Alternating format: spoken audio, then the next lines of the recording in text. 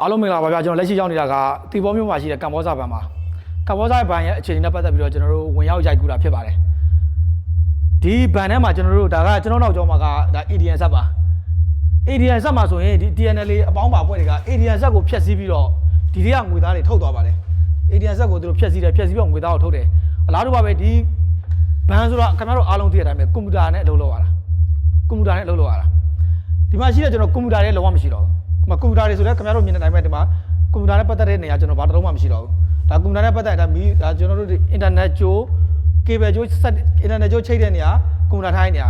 ာကွန်ပျူတာနဲ့ပတ်သက်တဲ့အရာလည်းတစ်လုံးမှမရှိတော့ဘူးပြီးရင်ကျွန်တော်ဒီဘက်အချမ်းကိုဆက်ပြီးတော့ရိုက်ပါမယ်ဗျဒါတော့ကျွန်တော်တို့ကမ္ဘောဇာဘဏ်ရဲ့ငွေသွင်းငွေထုတ်ဝန်ဆောင်မှုပေးတဲ့နေရာပါဒီမှာရှိတဲ့ကျွန်တော်တို့ဒီမှာအသုံးပြုတဲ့ကွန်ပျူတာတွေဆိုလဲကျွန်တော်တို့ဘာတစ်ခုမှမရှိပါဘူးဒီဘေးနားမှာရှိတာကငွေတိုက်ပါအဲ့တော့ဒါကကျွန်တော်ငွေတိုက်ဖြစ်ပါတယ်ရတဲ့ပတ်စံတွေငွေသွင်းငွေထုတ်လုပ်တဲ့ပတ်စံတွေကိုဒီငွေတိုက်ထဲမှာထားပါတယ်ဒီဘဏ်တွေအားလုံးမှာငွေတိုက်ဆိုတာကကျွန်တော်အလုံးစုံဆုံးနေရပါအထူဆိုလဲခင်ဗျာဒီမှာဆိုရင်ကျွန်တော်တို့အထူကတပေကြော်တယ်ဗျဒီသူ့ရဲ့အထူကတောင်းကျွန်တော်လက်နက်ကြီးနဲ့ထိတာတော့မှဒီလိုအဆောက်အဦတွေကပျက်စီးဖို့ခဲပါတယ်အဲ့တော့ဒီပလောင်လက်နက်ကင်ဖွဲ့တွေကဒီတီဘောမျိုးကိုသူတို့ထိန်းချုပ်ပြီးတဲ့နောက်ပိုင်းမှာဒီမှာရှိတဲ့ငွေတွေရဖို့အတွက်သူတို့ရတဲ့နေကိုကြံပါတယ်ငွေတိုက်ရဲ့သဘောက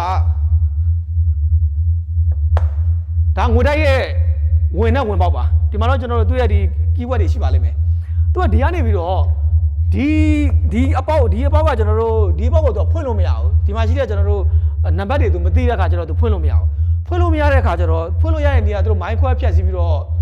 ဖွင့်အဲ့ဒီမှမဖွင့်ဘူးဆိုတော့ဖွင့်လို့မရဘူးအဲ့မိုင်းခွဲဖြတ်စီးပြီးတော့ဒီငွေတိုက်ကိုသူတို့ဖောက်ခွဲပြီးဖွင့်မယ်ဆိုရင်တော့အထဲမှာရှိတဲ့ငွေကြီးတွေကပျက်စီးဖို့များပါတယ်အဲ့တော့သူတို့ကအဲ့ဒါကြောင့်မလို့ဒီငွေတိုက်ကိုသူတို့ဖောက်နိုင်ဖို့အတွက်မိုင်းခွဲဖြတ်စီးပြီးတော့လည်းသူတို့မဖောက်ဘူးနောက်တစ်နေရာရှိပါတယ်ဒါကတော့ဒီငွေတိုက်ကိုသူတို့လွန်နဲ့ဖောက်တာပါဒါသူတို့ဒီမှာငွေတိုက်ကိုဒါလွန်နဲ့ဖောက်ထားတဲ့နေရာပါဒီမှာရှိတဲ့ဒါသူတို့ဒီမှာလူတကူသာဝင်မယ်ဝင်ပြီးတော့ဒီထဲမှာရှိတဲ့ငွေကြေးကိုယူမယ်ဒါကျွန်တော်တို့ငွေကြေးထားတဲ့ငွေတိုက်ပါအဲ့တော့ဒီထဲမှာလည်းကျွန်တော်တို့ထားတဲ့လက်ဆက်လက်နက်တွေပြတ်သွားပြီပေါ့ဗျာဘာမှမရှိတော့ဘူးဒီထဲမှာရှိတဲ့ငွေကြေးတွေကုန်ပြီပေါ့ဗျာအဲ့တော့ပလောင်လက်နက်ကင်ဖွဲ့တဲ့ဇာအိတာပါဒါသူတို့ရဲ့ဇာအိတာဒါကိုပြချင်အပြင်သူတို့ရဲ့ဇာအိတာကိုသိနိုင်ပါတယ်ဒီမှာငွေတိုက်မှာရှိတဲ့ငွေတိုက်ကိုကျွန်တော်ဒီအဆောက်အဦကိုတိဆောက်တဲ့ခါမှာလည်းတကယ်ကိုကြက်ခိုင်မာမှုများစွာနဲ့တိဆောက်တာဖြစ်တယ်ဒီမှာအသုံးပြုတဲ့တန်းတွေကလည်းဒီမှာခင်ဗျားတို့မြင်တဲ့အတိုင်းပါပဲအဲ့တော့ပလောင်လက်နက်ကင်အဖွဲ့တွေရဲ့ရုပ်မှမှုပါငွေတိုက်ကိုဖောက်သွားတယ်အဝယ်ဝါးနေသူတို့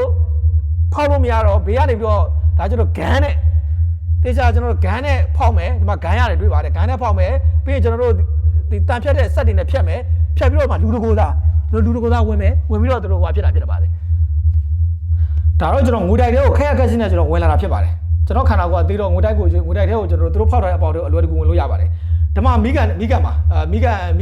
ိကန်တက်တာပေါ့ဗျာဒီထဲမှာကျွန်တော်တို့ဒါတန်ဖိုးရှိတဲ့အရာတွေငွေတန်ဖိုးရှိတဲ့ကျွန်တော်ကြောက်တံပံများတွေထားမယ်ဒေါ်လာတွေထားမယ်ပြီးတော့နိုင်ငံခြားငွေတွေထားမယ်အဲ့ဒီမိကန်တက်တာကြီးကိုလည်းခင်ဗျားမှာခက်ခက်စစ်ပဲတကယ်ကျွန်တော်တို့ဒီဖြတ်တဲ့ဆက်တွေနဲ့ပဲကျွန်တော်ဖောက်ခွဲပြီးတော့ဖြတ်လိုက်တာဖြစ်တယ်ကျွန်တော်တို့အခွန်ပဲတွေ့ရတယ်ဒါမိကန်တက်တာကြီးဒီထဲမှာရှိတဲ့တန်ဖိုးရှိတဲ့အရာတွေဘာမှမရှိတော့ဘူးသူဒါကြီးကိုဗျာကျွန်တော်တို့ဒီမိကန်တက်တာကြီးကိုတည်ထုတ်အပြင်ကိုတည်ထုတ်လို့လည်းမလွယ်ဘူးမလွယ်တဲ့အခါကျတော့သူတို့ဖောက်တယ်သူတို့မှဒီရောက်ဖြတ်ဖို့အတွက်လူတွေမှာတယောက်ပြီးတော့ဝင်လာမယ်ဝင်ပြီးဒီမှာဖောက်မယ်ဖောက်ပြီးတော့ဒီကပစ္စည်းတွေယူမယ်ဒီထဲမှာတော့ကျွန်တော်တို့ငွေချင်းနဲ့ပတ်သက်တာဘာမှမရှိဘူးမိကန်တက်တာမှရှိတဲ့အစအနာတွေပေါ့ဗျာအဲ့တော့ဒီထဲမှာဆိုရင်လည်းပဲကျွန်တော်ဒီဘက်ကအရှိကိုကျွန်တော်ဆက်မတိုးရဘူးဆိုတော့မိုင်းတွေခင်းထားမှာဆိုလို့မိုင်းခင်းထားရင်ကျွန်တော်ဘာတခါလေးပျောက်သွားနိုင်တယ်အဲ့တော့ကျွန်တော်ကလည်းဝင်လို့ရတဲ့နေရာလောက်ပဲဝင်ပြီးတော့ရိုက်တာဖြစ်တယ်ဟိုဘက်ထဲမှာတော့အဲ့ဒီလိုပဲဒီလိုမိကန်တက်တာတွေကိုလည်းဟိုဘက်ထဲမှာဖောက်ထားတယ်ထုံနည်းတူပဲကျွန်တော်ကဒီနေ့တခန်းလုံးကမှောင်နေတာကျွန်တော်ဝင်သွားမယ်ဆိုမိုင်းနေမင်းကျွန်တော်ကတခါလေးပျောက်သွားမှာဆိုလို့ကျွန်တော်မဝင်တာဒီထဲဝင်တာတော့တော်တော်ခက်စင်ဝင်လိုက်ရတယ်ဗျဒါအားလုံးကိုကျွန်တော်ပြသခြင်းလို့ဒါမိကန်တက်တာကိုဖောက်ထားတာအလားတူပါပဲကျွန်တော်ရဲ့ဘေးရှေ့မှာဒီလိုမျိုးမိကန်တက်တာတွေရှိတယ်အဲ့ဒီမိကန်တက်တာကိုလည်းဖောက်သွားတယ်အားလုံးကျေးဇူးတင်ပါတယ်ဒါတော့ဒီပလောင်လက်နက်ကင်အဖွဲ့တွေဖောက်ထားတဲ့ငွေတိုက်ခန်းနဲ့ကျွန်တော်ရောက်နေတယ်ခုနကတော့ကျွန်တော်ငွေတိုက်ခန်းရဲ့အခြေအနေကိုကျွန်တော်ရိုက်ကူးတင်ပြယူပါပြီကျွန်တော်ငွေတိုက်ခန်းနဲ့ပြန်ထွက်မှာဖြစ်ပါတယ်ဒီမှာလူတကူစားဟိုတော်တော်ခက်စစ်ပဲအားလုံးမြင်တဲ့အတိုင်းပဲမဒီလိုဝင်ပြီးတော့ဒီလိုထွက်ရတယ်ဗျ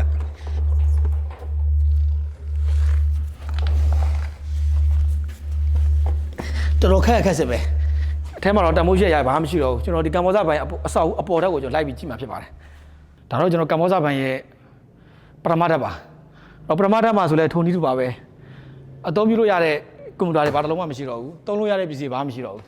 ခင်ဗျားတို့မြင်တဲ့အတိုင်းအားလုံးဖြုတ်ခိုးရတယ်ဒီမှာကြည့်လိုက်ဒီမှာစာဝတ်စာတန်းနဲ့အစားတစ်ခုပြီးတစ်ခုဆွဲထုတ်ပြီးတော့တန်မိုးရှိတဲ့အရာဘာပါမလဲဆိုပြီးတော့ခင်ဗျာရှာဖွေပြီးတော့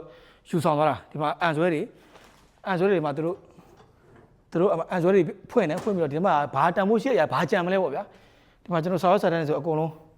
ပေါ်လဲကျန်းနေရပဲဒါကျွန်တော်တို့ကမ္ဘောဇဘန်ရဲ့ပထမတက်ကျွန်တော်နောက်တစ်ထပ်တက်လိုက်ဝင်ဗျာဒီမှာကျွန်တော်တို့စောက်တော့3လွှာစောက်ထားတော့ဒါတော့ကမ္ဘောဇဘန်ထဲမှာရှိတဲ့ဒါရုံးလုပ်ငန်းသုံးတဲ့ဒါ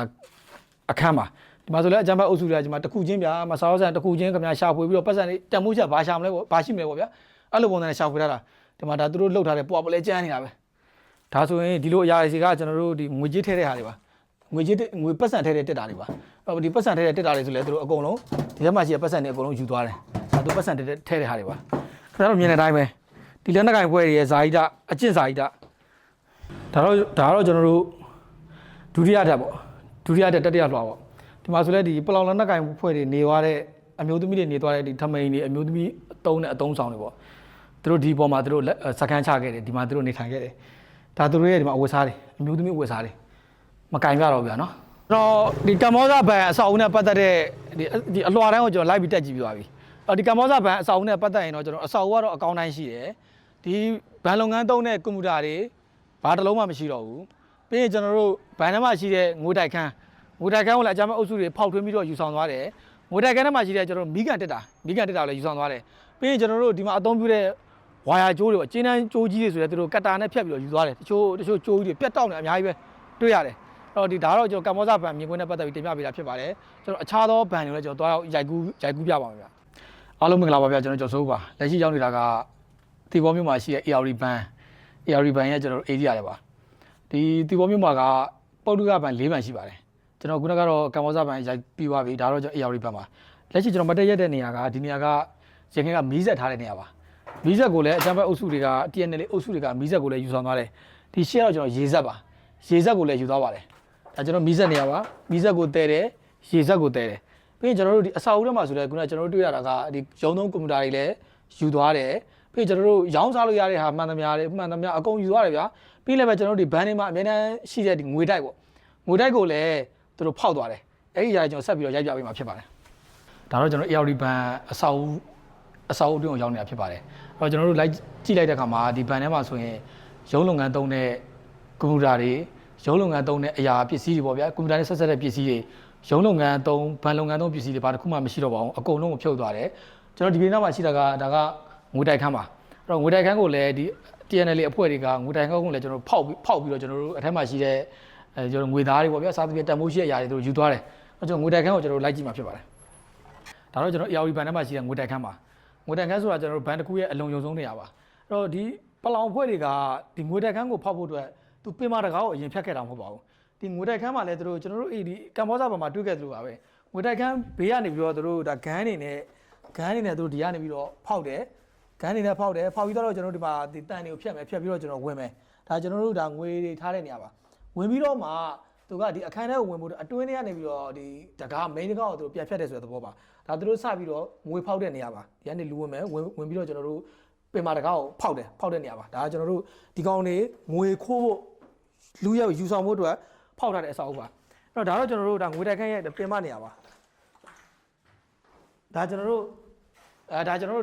အဆောက်အဦနဲ့ကျွန်တော်ရောက်သွားပြီဒါငွေတွေထည့်တဲ့အဆောက်အဦဒါတော့ငွေတွေထားတဲ့နေရာပေါ့ဗျာဒါတော့ကျွန်တော်တို့ဘာမှတော့မရှိတော့ဘူးအကုန်လုံးတော့တည်သွားပြီပြီးတော့သူတို့ခုနကဘေးကနေပြီးတော့အပေါက်ကနေဖောက်ပြီးတော့သူတို့ဝင်ပြီးတော့ဒီမှာရှိတဲ့တကားတွေကိုအဆင့်သူတို့ထပ်ဖြတ်တယ်ထပ်ဖြတ်ပြီးတော့ငွေတွေသူတို့ဒီကနေတည်ထုတ်တယ်ဆိုတဲ့သဘောပါအဲ့တော့ဒါတော့ပလောင်တွေရဲ့ဇာတိတာနဲ့ပလောင်တွေရဲ့ဇေယိုက်လက္ခဏာတွေကဒီလိုရက်ကိုကြည့်ရင်ကျွန်တော်တို့မြင်ရမှာတွေ့ရမှာသိရမှာဖြစ်ပါတယ်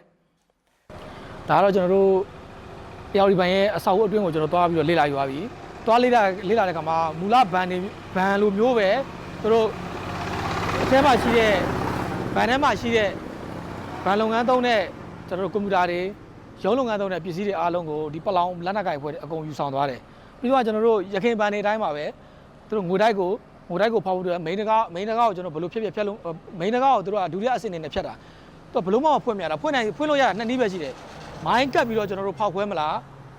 မိုင်းနဲ့ကျွန်တော်တို့ဒီတကားကိုဖြတ်ပြီးတော့ဖြတ်စည်းမယ်ဆိုရင်ပေါ့ဗျာအထက်မှာရှိတဲ့ငွေသားတွေကတော့မီးလောင်ဖြတ်စည်းနိုင်တယ်အဲ့တော့သူကဒီငွေသားတွေကိုသူတို့ကအကောင့်တိုင်းလိုချင်တဲ့အခါကျတော့ဘေးကနေပြီးတော့ကျွန်တော်ဂန်းနဲ့ပေါက်တယ်ပြီးရင်ကျွန်တော်တန်တွေကိုဖြတ်ပြီးတော့လူတကူစာဝင်ပြီးတော့မှဒုတိယအဆင့်အနေနဲ့ကျွန်တော်တို့ပင်မတကားကိုဖြတ်ပြီးတော့မှငွေတွေတည်ထုတ်တယ်ပေါ့ အဲ့တော့ဒါကိုကြည့်ကြပြင်ကျွန်တော်ပလောင်လက်နက်ကိုင်အဖွဲ့တွေရဲ့ဇာတိဒ